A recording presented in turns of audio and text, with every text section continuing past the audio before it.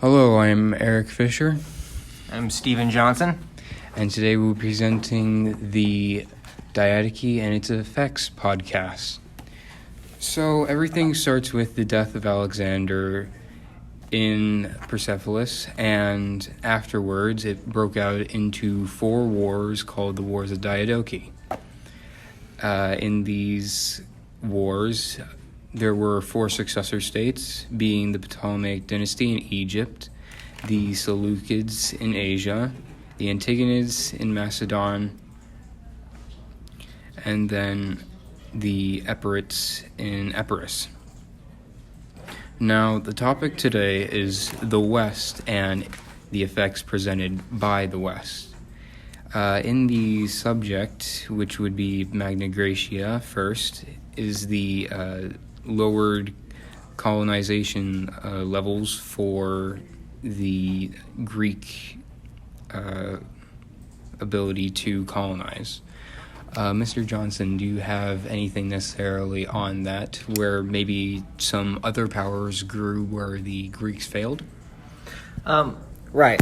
So, I think first it's kind of important to consider like the reason why we have those Greek essentially colonies set up in the southern part of Italy, because we think about it today as Italy being a solidly like having Roman influence and stuff. But at the time, Rome was one of these emerging city states, that was kind of competing for power. And I guess at 323, the death of Alexander, by that point they had already kind of like solidified control of central Italy and stuff. But at the time of the colonization in southern Italy, you have they're like one of like a Latin civilization encountering like Etruscans to the north, and you also have like Gallic civilizations to the northern part of Italy also that kind of had like little territory carved out and stuff. So the colonization of southern Italy was also seen in the eastern part, which I guess we're covering later, in an area like Anatolia and on the coast of modern day Turkey, in Asia Minor and stuff like that. So, but yeah, right. So with the more eastward focus, I think of like the of the successor states to Alexander, it left room for Rome really to be able to expand on the Italian peninsula and come into contact with those Greek-speaking city-states to the south. I believe Sparta was one of the colonies, or one of the countries that colonized there, or Athens for sure, maybe Argos. I don't know. I guess a lot of different countries, I guess, or a lot of those different city-states colonized in southern Italy, and Sicily and stuff like that. You see like those Greek-speaking like Syracusans and stuff like that, right? Yes, sir. Thank you. And going more into this sort of failure from the Greek states to colonize, as well as the decline, you have a very known military person come into contact with Italy and the Romans after many years of wars in the Diadochi. And that would be Epirus, Pyrrhus the Great, or known for his Pyrrhic victories. Pyrrhus came from Epirus, which is the southern or western state, and we are back. So, as I was saying before, Pyrrhus of Epirus, or Pyrrhus the Great, he was known by his contemporaries, was a Molossian prince turned to king of the Epirate kingdom. And he would go over to Magna Graecia because of the lack of support. The colonies that were settled by examples of Rome, Sparta, and Argos, and other city-states were not were not supporting the colonies. The example of that being Tarentum asking Pyrrhus over because of Roman contact. And the Romans at this time were not their full state that they would be. They were in fact a different variant of what was to be what we know as the late Roman Empire, but it would come into contact where there would be several battles forged by Pyrrhus, where he did defend Tarentum in an authoritarian manner. Names like Heraclea and Asculum, where at Heraclea you get the name Pyrrhic victory, or word Pyrrhic victory. In Asculum, it would be his second victory, or defeat, depending on how you count a Pyrrhic victory. And then you would have his wars in Sicily with Mr. Johnson. Right. So there was an Italian mercenary group, which I guess Italians what we'd call them now, but they were like kind of dissidents and kind of soldiers of fortune that had gone to the island of Sicily, right? And there was a Greek-speaking city-state there that was a pretty powerful city-state, and it was kind of renowned for its wealth. And Eric, do you remember the name of the king of the city-state at the time? King of Sicily or King of Syracuse? The king of Syracuse. I forget. And House of Diadochi. I believe. Maybe it's that, yeah. But at any rate, the Mamertines had kind of gone and were trying to take over the city of Syracuse, right? I believe the Syracusans had asked them for aid at one point and asked them for help in they're mercenaries. You hire them to fight for you and stuff. And the Mamertines just kind of refused to leave. So, of course, they reach out to the great foe of Rome, Pyrrhus, for aid to kind of kick out this upstart that's trying to go and take over. Right, and it's that sort of that the request for aid that draws Pyrrhus over to Sicily at this point to help too. I guess fresh from his campaign in Italy at the time, right? Went down to Sicily, so I believe, yeah. And going back, of course, because it did end in failure, which would cause the rise of Carthage in the area of Sicily. And the Mamertines, the group of mercenaries that Mr. Johnson did talk about, would be the reason for these Punic Wars that would ultimately decide the fate of the West. So in all cases and scenarios, the Diadochi really did decide how the West, in names like Carthage and Rome, would really come to fight each other because of control over Sicily, as well as many other things. But after his campaign in Sicily, which he was thoroughly kicked out of, there would be one more war that he would go over with Rome to resecure Tarentum. And that would culminate in the Battle of Beneventum, and he would lose, and the Epirate state would become subservient to Macedon, which is the next part of the podcast. Right. Before we leave, I have a question, Eric. Why was Epirus not a part of the Macedonian Empire to begin with? Why was it separate? Because of the complicated marriage laws for Macedonians. Mm-hmm. Philip the Great, or Philip II, married a Molossian princess known as Olympia, which was Alexander's mother.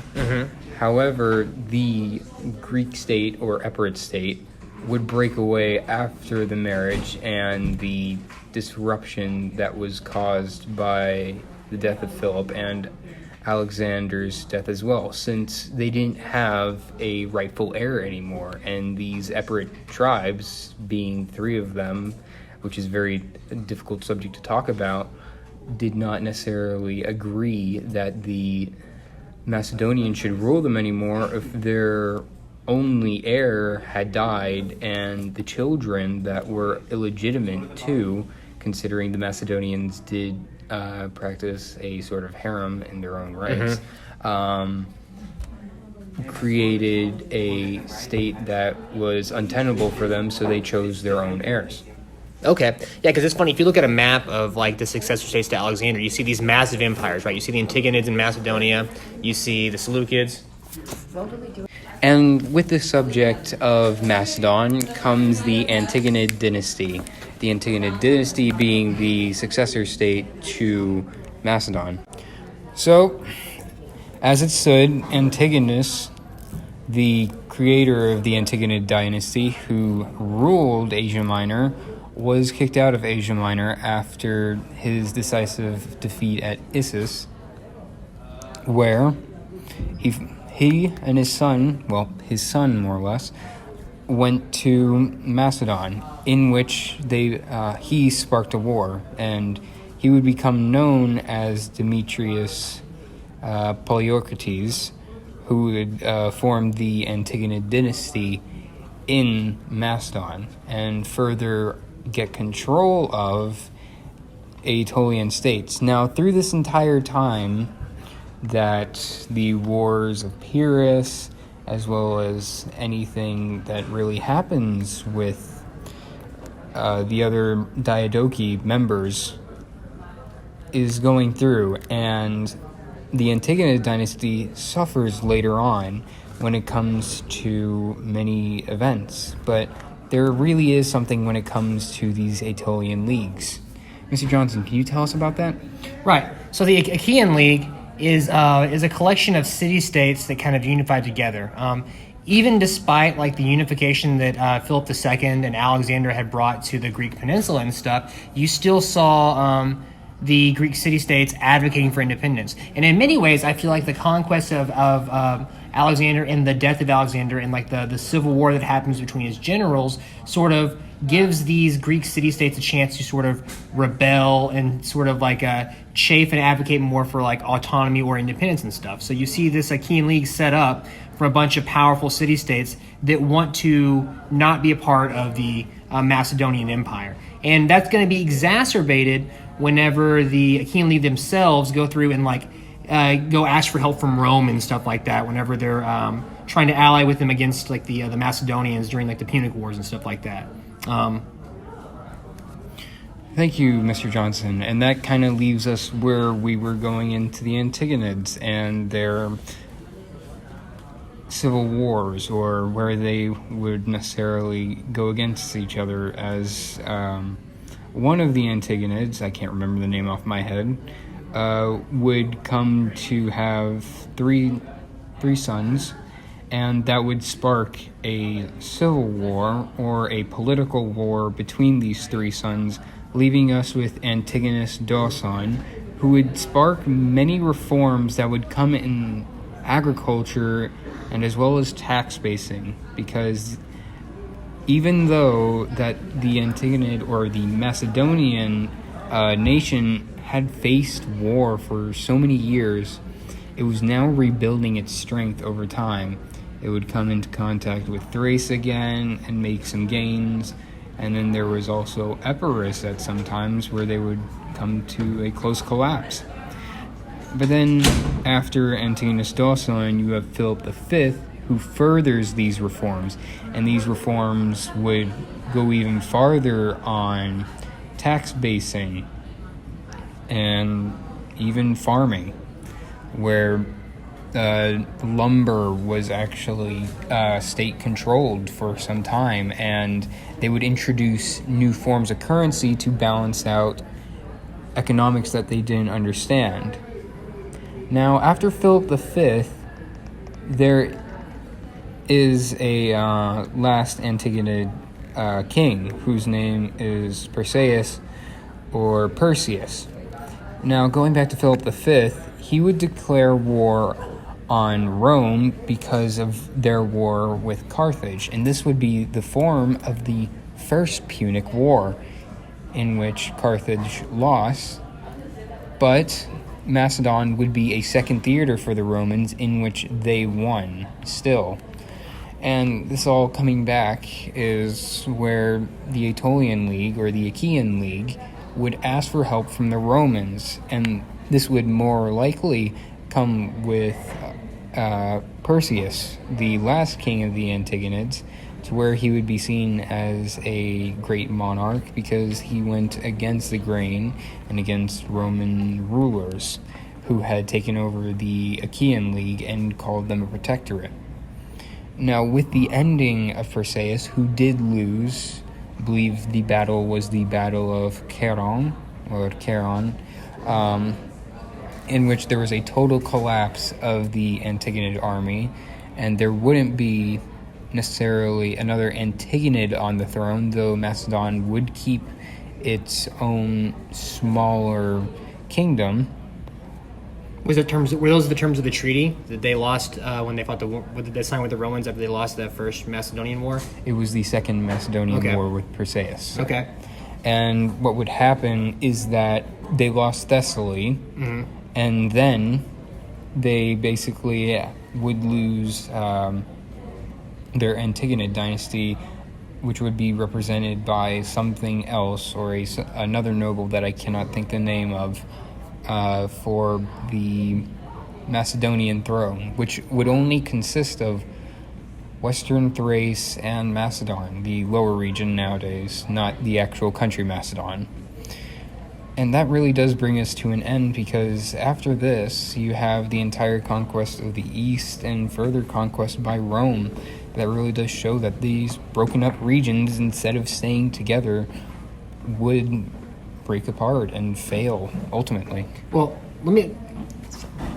All right. So let me ask you a question. So if you can kind of summarize this for me, then. So, in what ways were the collapse of or in what ways did the death of Alexander and the civil wars that emerge? In what ways is that responsible for the ultimate collapse of Macedon? Then, if you were going to summarize that concisely.